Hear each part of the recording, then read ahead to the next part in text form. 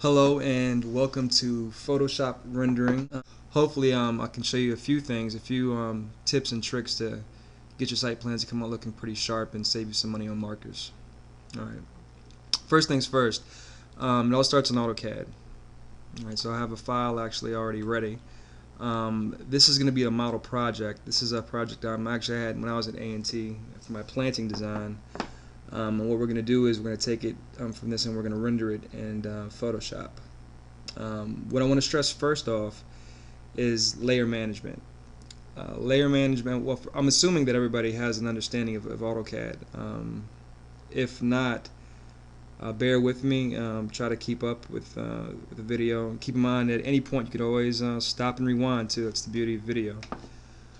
But layer management is very important. Anytime you draw in Photoshop, you need to make sure that you're using a lot of layers. On this drawing, it's pretty simplistic. Excuse me. I have a building layer, people, proposed bedline, proposed fountain, proposed mosaic, proposed sculpture, and so on and so forth. Also, what I like to point out is that I've allocated a color. Color is important, and this might be a concept you're not familiar with. There's something called pen styles in AutoCAD that you can set, and what pen styles does is it allows you to allocate a line width with a color. For instance, I'm using LDI 2007, which was a pen setting that I acquired while I was working at a firm. And like I said, what it does is, the beauty of it, it allows you to, rather than having to go back and do everything in the same color and go back and assign line widths to give your drawing depth, you simply pick a color. And the way the LDI one works is you basically have all these colors are, well, my index colors are the ones that are going to be assigned with pen settings. So red is going to be the thinnest line, yellow the second largest, green the third largest, and so on and so forth. And then you have your gray tones. As you'll see, I try to keep the lines that are closer to the ground lighter, and as you get higher up, I get darker with my lines. The same thing, same pen techniques I learned in school, just applying them to AutoCAD. Okay, and I'll show you guys later on how to set up pen settings, and I'm also going to include a package, a tutorial that will help you with CAD and give you a lot of little shortcuts and tips and tricks that I've picked up as I've been working with it. And CAD's another program. There's a lot of ways to do to do one thing rather. So, okay. So, how about these layers? The drawing's pretty much complete at this point. I'm gonna tell you guys, it's very important, crucial. This is crucial. When you're talking about rendering in Photoshop, that all your lines are closed. That means you don't want to have that. If you have a gap, Photoshop will pick it up. Even the smallest gap, Photoshop will pick it up and it will spell out on your drawing. So when you're trying to render a field, say I just wanted to render this whole wall and I wanted to use my magic wand tool and just select in here, just that little difference would have it spell out.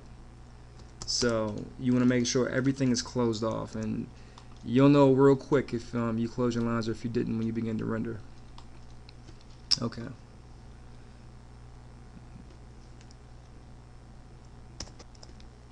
Okay. We're still in AutoCAD. What I'm going to do now is basically, I showed you the drawing, which we have back here. What I'm going to show you now is basically how to create trees. We're going to render some trees, and we're going to, from there, we're going to begin to learn how to render the base, your grass and your sidewalks, and how to add texture and things like that in Photoshop. First things first, though, we're going to start with this stuff and the trees in AutoCAD. And what these are just basically blocks that I got offline. A lot of the stuff I'll get online, and even a lot of the Photoshop information that I've acquired is just, I'll type it in Google, and for textures, for instance, for water or wood, and there's a lot of cool information out there that's free that you can pick up and use. So I have these trees in AutoCAD. What I did was I made sure everything's on a canopy layer, and like I said, everything is assigned to pen setting on my drawings. So blue is one of your darker lines. I don't want to have it the magenta or white. I don't think it needs to be that thick, but I like to at least put it on blue to give it some thickness so it'll read better. So I have all these things on blue, and now I want the interior limbs to be a little bit thinner to give it more interest, and that's how I would draw it if I was doing it by hand. So I put these on yellow, which is the color right above red. Now what I like to do is render all my trees, or do all my trees in 10 scale. I do that because it allows me to give me, when it's larger, you can reduce the size and you can maintain the integrity of the picture, the photo, the resolution. It's not as pixelated. If you start off with a small image and try to blow it up to a 10 scale, you can get a real pixie tree and it just won't look as good. So I always recommend starting your drawings in 10 scale, or at least your plant material, the things you're going to be putting in for rendering purposes, in 10 scale. Now I'm going to make sure these guys are in 10 scale by scaling them. And I'm going to do that by typing in SC, enter, spacebar. I'm going to select all the trees you see on screen, enter again. CAD's prompted me to specify a base point, just put in 0, enter. And it says copy or reference. And we're going to do a reference. We're going to reference one of the sides of these trees. So I'm going to type in R, enter.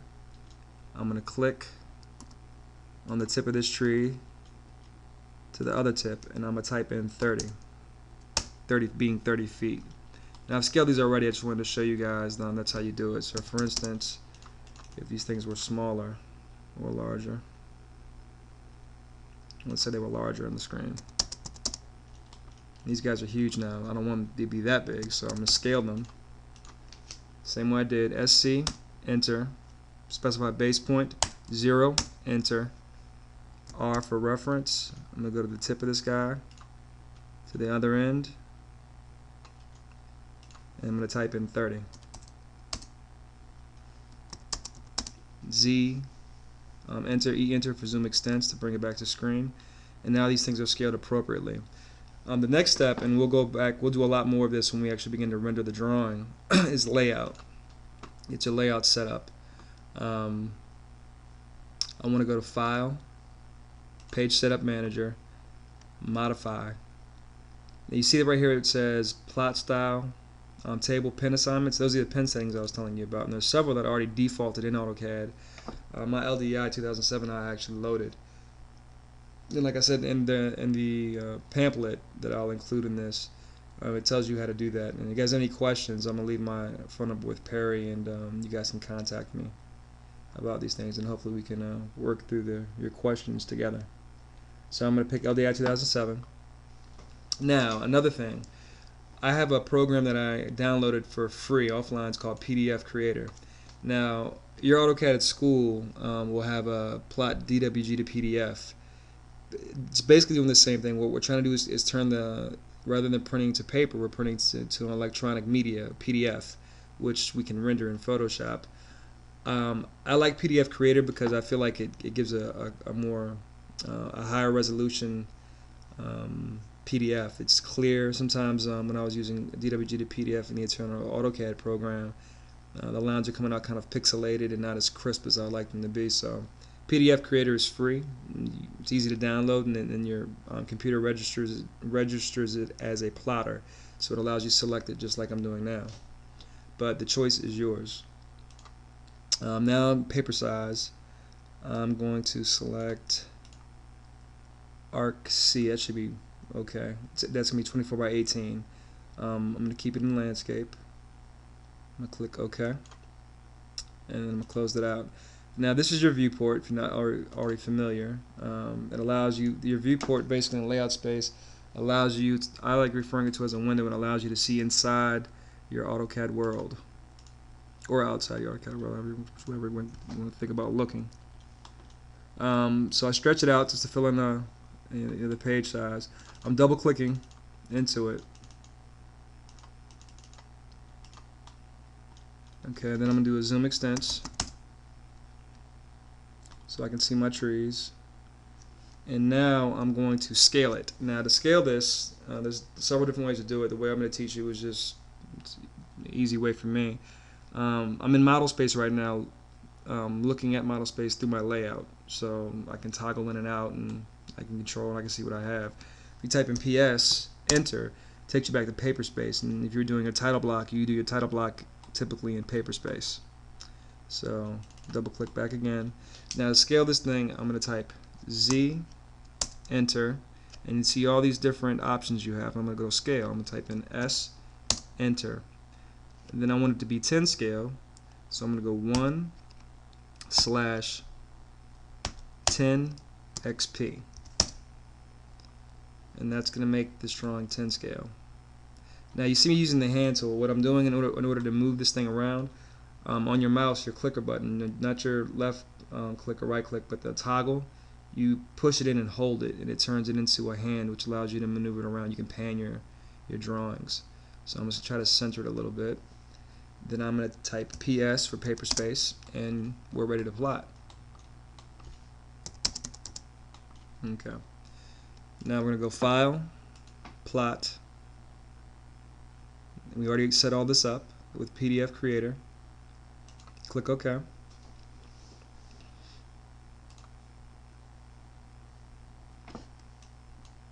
I've already done this one time, so now I wanted to walk you guys through it too, though. Canopy trees too. Click OK. And the way my computer is set up, once I have a PDF plotted, it shows it to me through Foxit, which is similar to Adobe. Alright, so that's what we have. Now we're going to take these things and we're going to render them. So I'm just going to close this out on mine. I'm going to minimize AutoCAD. We're going to go into Photoshop. I already have it open. I'm going to go File, Open, and I'm going to go into the file, which I'm actually already there. So I'm selecting the PDF that I created, Canopy Trees 2, Open. Resolution. You'll see this when you open drawings. Resolution is an important thing to take into consideration. The higher your resolution, the larger your image is going to be. And when you're working on something of a large board, 24 by 36, or like I don't know if you're doing like 100 scale or 200 scale, or even higher, the more information you have, the slower your computer is going to be. It can drag and sometimes crash. That's another important thing to mention too. Always save in Photoshop. There is no autosave. You know, once if you lose something, it could be gone. So constantly Control S, Control S. You want to make sure you're saving your work as you go in Photoshop. Resolution. When I do things, especially when I'm rendering trees, I always keep it at a high resolution, and it's the same reason I do them in 10 scale, because if I start off at a low resolution and I go into an image that's small, see I'm doing a 10 scale drawing, it's not a whole lot of detail. It's not very big, rather, but I want it to show more detail and have depth to it and look really sharp. I want to have it at 300, so it'll be really clear. Then I could always reduce the size if I want later on. If I save it to a JPEG, and I can always have the option to make it to like 150 or 75, depending on what I'm trying to do with it. So I'm going to do these at 300. Click OK. Okay, and there they are. Now that my background is transparent and you can barely see the lines, so what I do, and this is your layers. This is your layer manager. I think that's under Windows and Layers, F7. If you don't have it on, you'll need this. This is something that should stay on all the time. I'm going to create a new layer right here with this icon. Create new layer. I'm going to double click on it, and I'm going to call that white background. I'm going to drag it below layer 1, and layer 1 is I'm going to turn into lines. Okay. Over here, I'm going to my paint bucket tool. Now these are your paint swatches. You have a foreground and a background.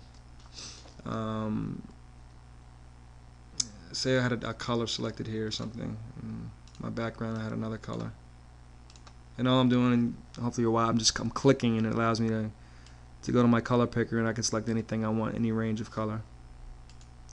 If you ever want to go back to just a standard, what it's the black and white, you just click on this icon here, and it basically becomes black and white. And if you want to flip foreground to background, you click on the arrows. So this is my white. I'm selecting my paint bucket tool, and I'm just gonna splash it in, just left click, so I can see what I'm working with. Let me maximize this too. Okay. Next, this is the fun part where you begin to render trees. The way I learned how to render was pretty much stippling. basically, taking the marker, you're picking a color, and in your colors you're kind of on your own with. I'll use colors that I'll show you different things that I've done. I typically use chrome green. I used to use chrome green a lot.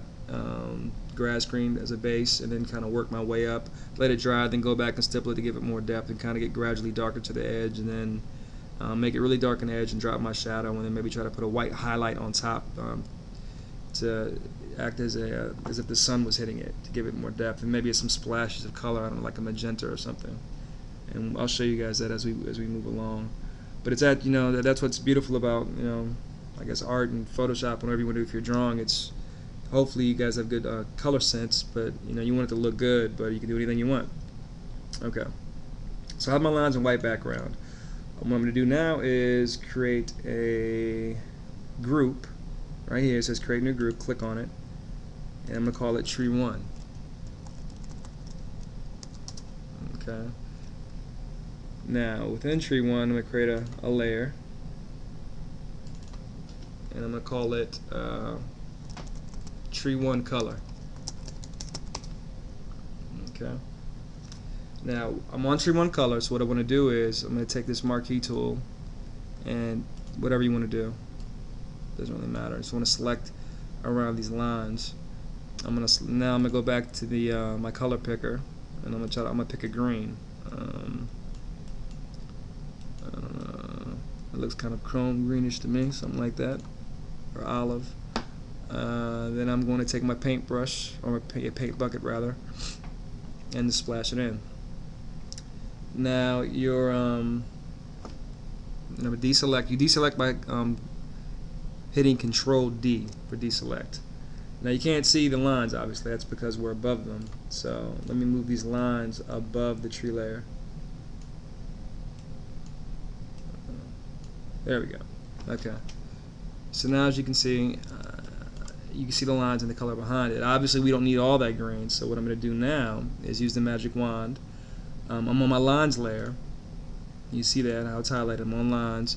I'm going to go to my magic wand tool, click, and click anywhere, and it's going to highlight everything that's outside of those lines. That's what magic wand does. It's a selection tool. You'll use magic wand constantly. You'll get very familiar with it. So it's selecting everything outside those lines. Now I'm going to click on the tree color, and I'm going to hit delete. You see what happens. It gets rid of everything outside of those lines that I had. Control D for deselect. Okay. Now another cool thing I do, I think it's cool at least, is when I'm doing 10 scale drawings, I like having my shadows a little bit more detail rather than your standard drop shadow, which is going to be kind of cool too. You'll be able to modify that in Photoshop and drop shadows. So you can do that as well, but I like giving myself an option. So here's another image, just a silhouette of a tree that I got online. Okay. I just got it off the internet, pulled it, and I tried to crop it out as best I could. There's still some white, and I guess it's a good time to show you another tool. You can go, where are you at? Image, filter, select, color range. What I want to do is select that white, click OK. When you use color range, it basically selects all of that color in the drawing, and then I'm just going to delete it. I don't need it. I'm going to minimize that, and I'm going to click on my move tool, click on it, hold the left click, and just drag it over, and then let it go. Okay. And when you drag it over, it created a layer for it. It's calling it layer 1, and it's where I want it to be. It's in the tree 1 group. I'm going to bring it below my color, and I'm going to call it tree 1 shadow. So you're like, okay, well, how are we going to use that? Well, I'll show you. Control T. I'm on the tree 1 shadow layer. I'm going to Control T is a transform tool, allows you to rotate and stretch and distort and all types of stuff. So Control T. I'm going to hold Shift as I pull this corner to make it a little bit larger. And when you got it where you want it to be, you could hit Enter. Okay. And Control T again. I want to rotate it. Same thing, Control T. And you see how that little icon comes up, the rotation. I'm holding shift again just to keep things proportionate. Trying to get an angle that I like. It looks good. Enter. Now you see I have my tree 1 shadow below the tree color, so it slides right under and just slides right down. So now we have a shadow that that actually looks like a tree, because that's what it was. Now if I was above the tree color, then obviously it would be on top of it. So layer management is always important, something to be cognizant of at all times. So my shadow's below my color. Now what I can do too is also manipulate the opacity of it, which is basically the darkness or how much you can see through. So I can reduce it. I tend to make mine 75. So there you go. Now you have a shadow. And that's just an option shadow. Now you can do another shadow. I can turn that off. I can actually go to my tree color layer, and you can either click the function or you can just double click on the side, and it'll bring up a box, your layer styles, and you can drop a shadow and then increase the distance. And you can do it like that too, and you can change the opacity and the angle. And what's cool about AutoCAD, I don't know if you ever got busted on it, but if you're doing a hand rendering sometimes and your shadows aren't exactly perfect, you might forget what direction you are doing your shadows, and it looks kind of crazy. The cool thing about Photoshop is when you drop shadows, if you change the angle on any drawing, it changes the angle of shadow through your whole drawing, so it kind of does it for you. So you have that option of dropping shadows as well, and I will use that a lot. I don't use, like I said, I only use my other shadows when I'm doing like 10 scale drawings and stuff. Okay, so we'll turn that off for now, and we'll use that function with the layer styles manager a lot too. But let's work up to that. So we have our first color for tree 1. Okay. Now it's looking kind of flat right now. Don't get discouraged. We'll make it look hotter than that. What I'm going to do now, let's go ahead and just make it look better. I'm just going to select, actually, I'll just do this. Hold Control and then left click on your tree color. I held Control, I'm going to deselect.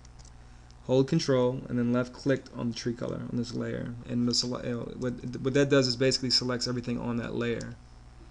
Eyedropper tool allows you to sample colors. So that's the color that we had, so I want to make sure I have that again. Now this is how I render my trees. I'm going to double click on here, or not double click, I'm just going to click on my my color tab, and I'm just going to drag down to get it a couple of shades darker. Click on, let me go up a little bit. Click OK. Brushes. There's tons of brushes in Photoshop, and there's a lot of you can actually create your own too. I haven't got to that point, but I've seen people who have done it, and it looks kind of cool. You can do a lot of cool things. The brush that works the best for me to kind of emulate the stippling technique that I learned is the brush I just had up there. Okay, it's at 95 right now. What I want to do is reduce the size of that. You can either do that by clicking here and reducing the master diameter, or there's actually the bracket keys on your keyboard. Left bracket makes it smaller. Right bracket will increase the size of your diameter. Sometimes if you get lost, you can't see it on screen. That happens. Just kind of bring it over to one of your tabs so you can drag it back over and see what you're doing. See, it's at 150 right now. I don't want it to be that big. I think 30 will play with it, but 20 or 30 might work. Okay. So what I'm going to do right now is just basically begin to click. I'm left clicking and just kind of dragging.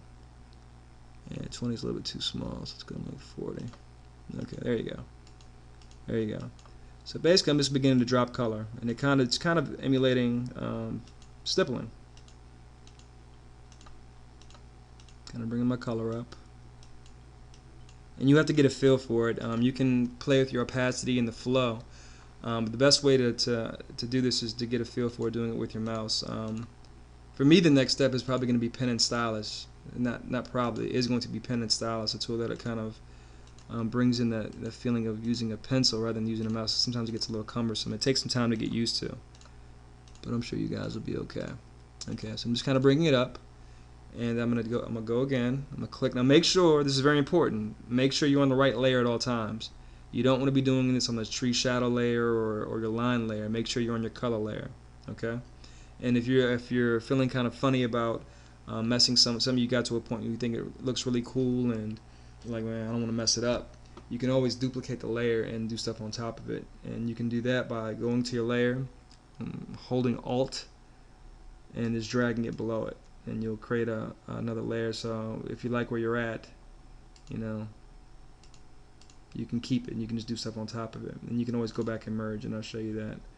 So I'm gonna go to tree color 1. I'm gonna go a little bit darker using the brush. So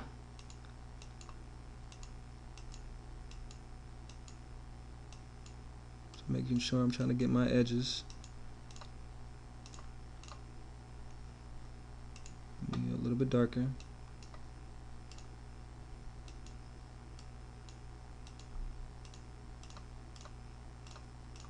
Okay, now it's starting to look like something. We have some depth to it, and it's not so blah. Okay, I'm gonna Control D for deselect. Well, I guess I can leave it on. Doesn't matter. The next thing I do is I burn and I dodge. And what that means, burn means just basically darkens any color that you have. And burn and dodge are under the same icon. You click here and you can go to burn, dodge. I never use sponge, but feel free to explore if you'd like. I'm gonna go to burn first. And the same thing, you can control the diameter of the circle. I'm using my bracket, so you can use your measure diameter through the command, the toolbar here. And basically what I'm going to do is just burn that edge to darken it up. See that?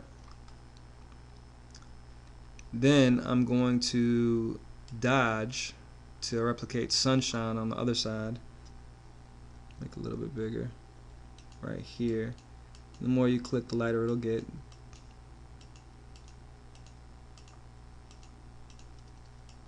Emulate sunshine. There you go.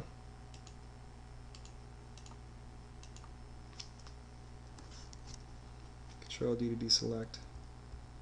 So now I begin to have a tree. And what's hot about this is, and now what's good and what's bad. Some people don't like the that Photoshop is so static. Because once you have one thing, it's pretty much the same thing over and over again. It's perfect every time. You're basically just copying your image. You don't have that same hand effect. And you can get around that. You can always go back and once you have your trees down, add things to it and texture and color and stuff. I always like to drop little dabs of color in too. So I'm on my tree color. I like selecting with that control and click. Just because it doesn't allow me to spill over into my white space. You can pick like I don't know, like a magenta or something like that. I tend to use another brush for this. I use these the most. Click on that. And I'm going to exposure. I'm going to reduce it a little bit so it's not as loud. 74 is probably a little bit big. Reduce that. I guess 13 is a little too weak. Now, a lot of Photoshop is just doing this stuff is just kind of trial and error.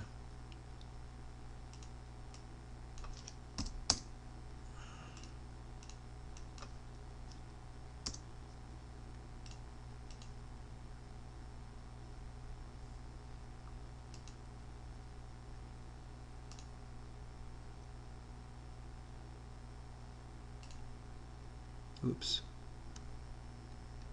I was actually doing it on the line. I didn't know you could do that. I just learned something. I wanted to be on brush and do it through brush, not through dodge.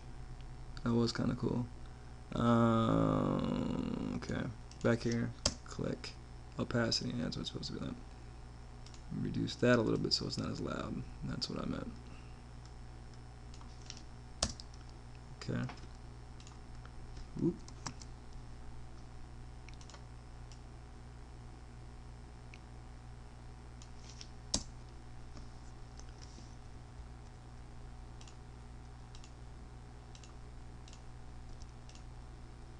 A little flecks of color. If you don't like red maples or something, I don't know. I mean, just to give it some interest, and you can always kind of do it to your own, just whatever you want to do, however, whatever floats your boat, just to give it some, I don't know, some interest, some visual interest.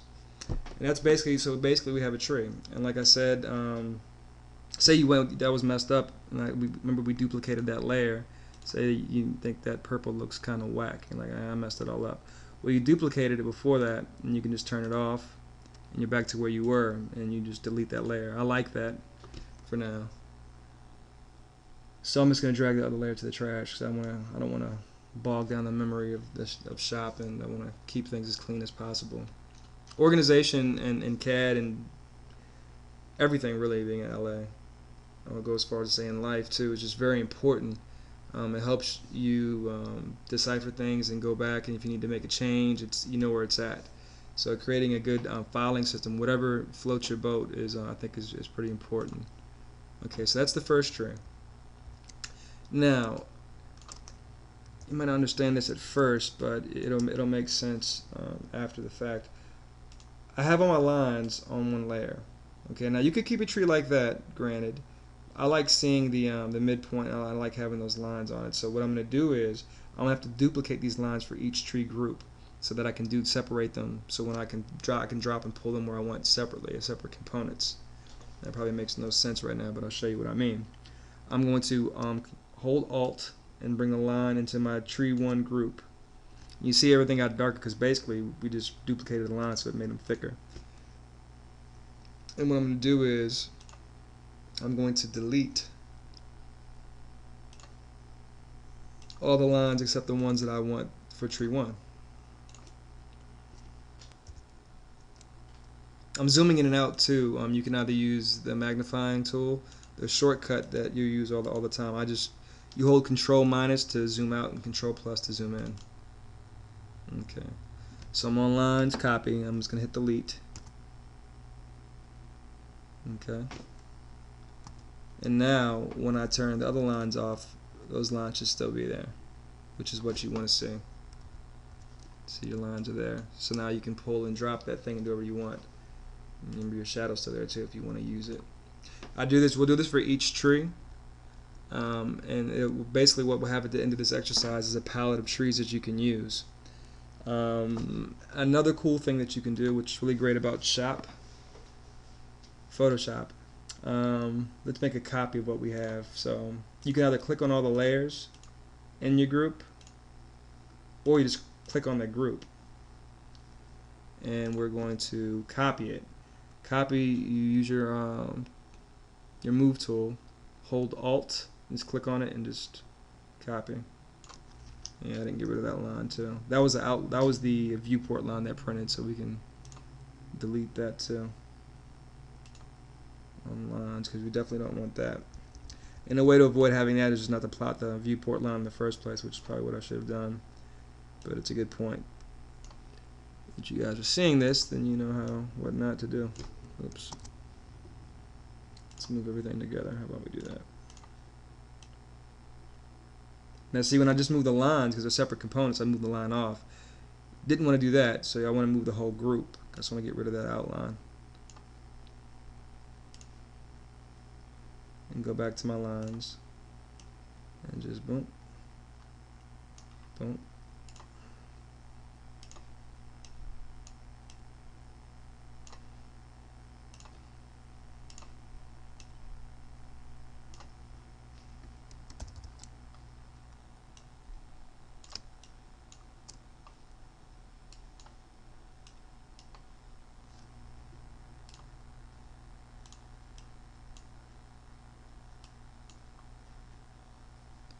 Okay, let's get the rest of that done. Okay.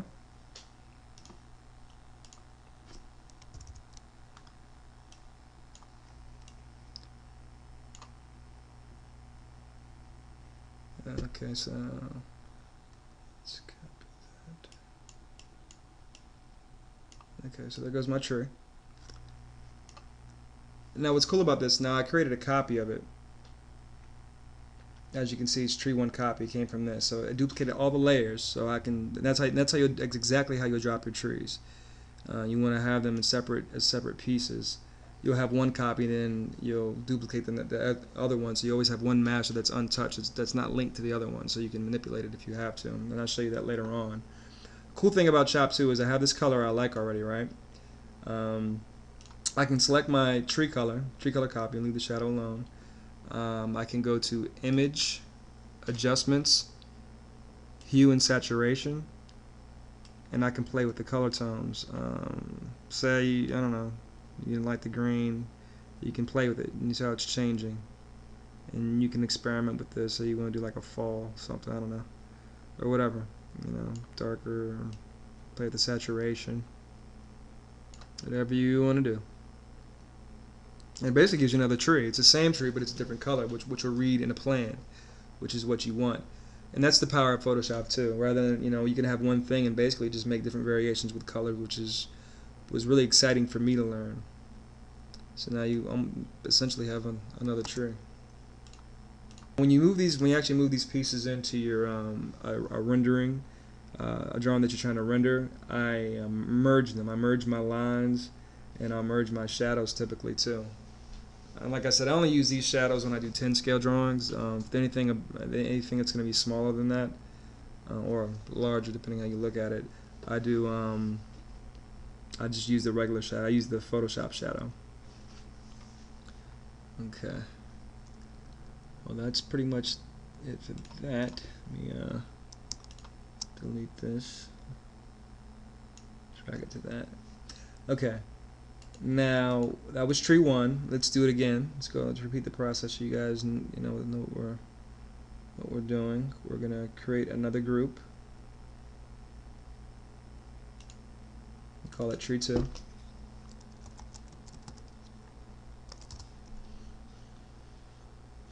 Create a layer underneath of it. Call it tree 2 color.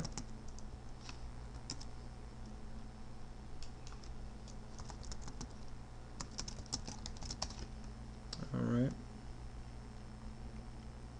Just go ahead and duplicate the line I'm thinking about. Tree 2 color.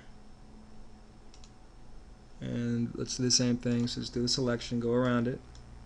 I'm going left to right. You guys can do it in any order you want. Select a green. I'm selecting my eyedropper and selecting a green color. Or you could do a ornamental tree too, whatever you want.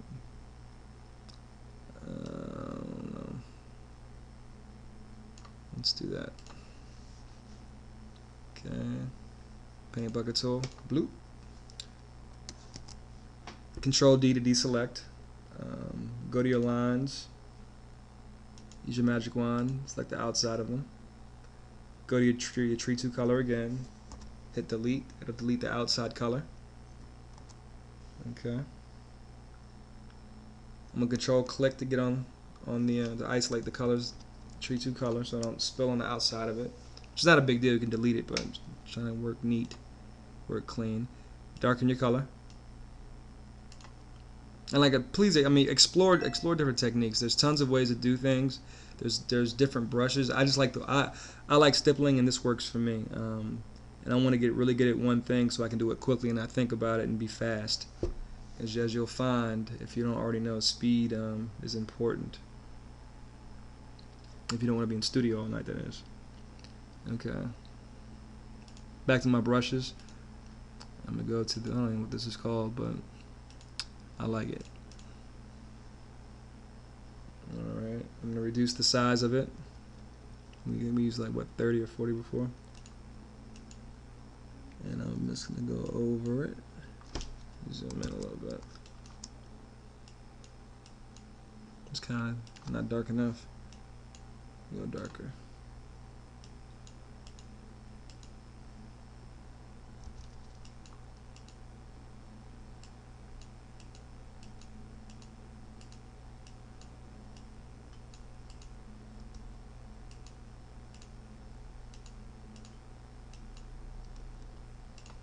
Go darker.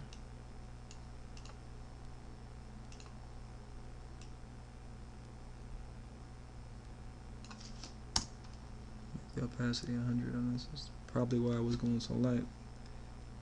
Let me go back.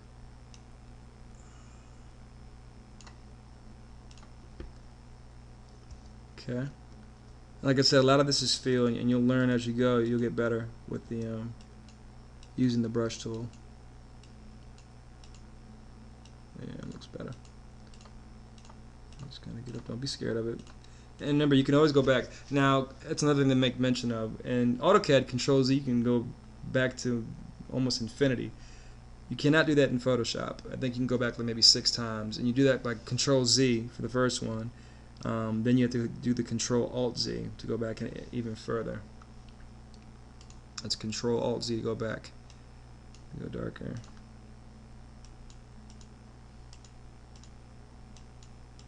Yeah, it looks looking like something. Make sure you get those edges.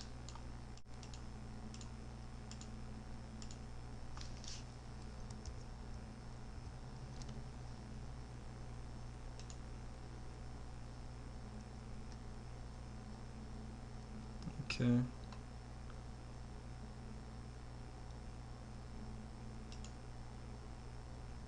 Now I'm going to burn.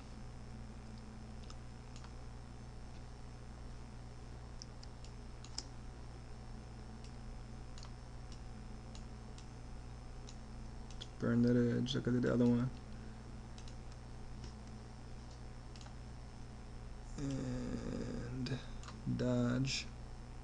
So I changed my brush. Let me change that back.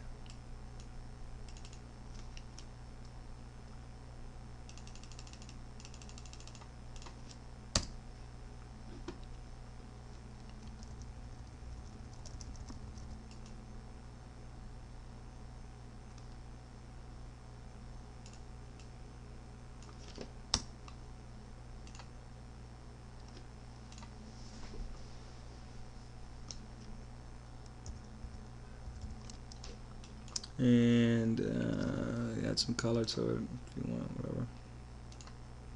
Try some yellow this time.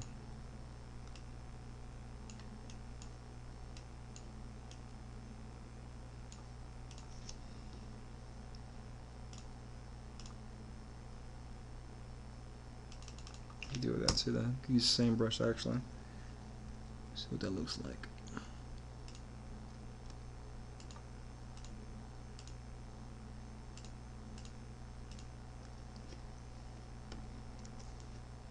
And then when you drop the shadow on that thing, it'll help pop it out.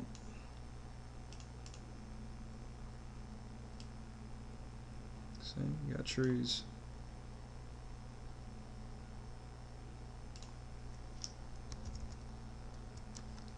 Now what you want to do, that's probably not the, I don't know, honestly, that's probably not the prettiest tree I've ever done, but you all are getting the gist, hopefully.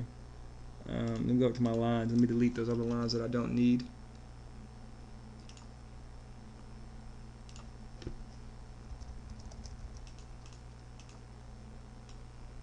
Oops.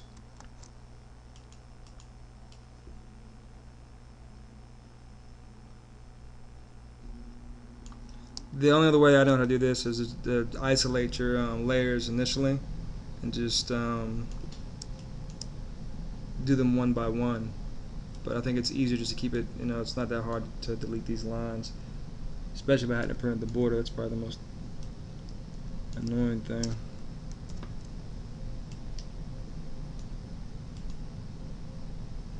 We'll just test it and make sure. Yeah, our line looks good to me. Okay. And then what's cool too, if you want to drop that same shadow we had before for the other one, for tree 1, you can just go to tree 1 and grab that shadow, hold Alt, left click on it and hold, and just drag it up to that tree group and put it below your color. And then you just move it and you can have that as a shadow too. And you would just turn the your drop shadow off. You know, so now you have a shadow there too. And like I said, I only use this for 10 scale. You can turn them on and off, so it's not a big deal. Actually, for this one, I actually like the regular drop shadow a little bit better. And that's pretty much how we're going to create trees. And I would just go down. I would take the time and just for practice, just do a series of all these, so you have until you have a palette of trees.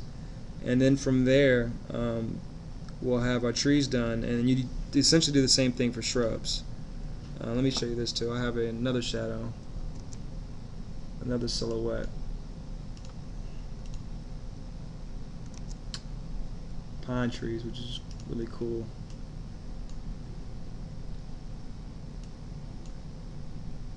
I don't need that anymore. And that, your pines I'd use for this guy, like right here. It's not there yet, but and you do the same thing, basically flip them and change the opacity, and that'll be your pine tree shadow. That looks really cool when you do that. But I would do the same thing, use the same technique for your shrubs. The same way, you go down the line and you know, use what try to match the colors that you would use with your chart packs or your prisms, whatever you're using, or color pencil. There's tons of brushes on here. There's brushes that can emulate pencil strokes to kind of give it that chalkiness and a very lightness, airiness. I like the way this looks, and I'm getting relatively good and at least quick with this. But you do your shrubs the exact same way. You know, follow the exact same technique, and so you have a palette of plant material. And once you have your palette, you can use it anytime you want. So next time you have a drawing, you have your space savers, and you'll see that in CAD when we bring that drawing up, and you just drop them. Makes things a lot faster, a lot easier. So that's pretty much it for this part. The next section, we are going to take that CAD drawing and we're going to set it up, and we're going to be plotting our separate PDFs off for that, and we're going to start playing with colors and textures and putting our grass in and sidewalk, and I'll show you how to add noise, which is a good texture. There's tons of texture tools that you'll see too that I'll show you. I don't use half of them. I probably use probably less than a quarter of them, really. And then we'll render that plan, and then hopefully after that you guys will have a strong base of knowledge where you can go out and render your own plans.